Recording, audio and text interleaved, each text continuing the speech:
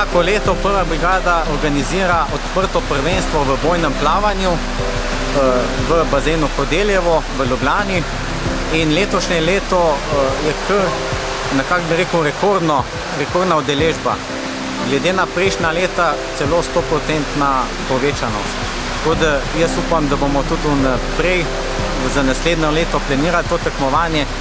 Imamo pa, glede na seznam prijavljenih, trenutno 14 žensk in 49 moških v dveh kategorijah, seveda tudi v absolutni, in jaz mislim, da bo med njimi potekal kar dober boj. Ženske plavajo na razdalji 25 metrov, moški na razdalji 50 metrov, smo pa naredili letos to posebnost, da ne plavajo v škornjih, ampak samo v bojni opremi z 6-kilsko plastično puško. Tekmovanja v bojnem plavanju se udeležujem drugič. Plavanje je naporno prav zaradi tega, ker je samo orožje težko. Prav tako se obleka lima na tebe, te napihuje in te vse vleče kar pod vodo.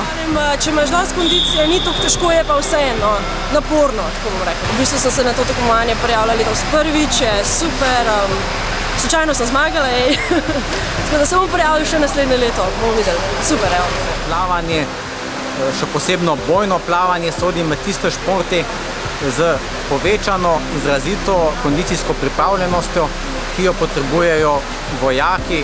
Pomembno je tudi, da vsak plavalec je tudi prvi reševalec in recimo ta bojno plavanje pomeni, če si ti dober v bojnem plavanju, da si tudi v normalnem plavanju in to pomeni posledično tudi, da si dober reševalec.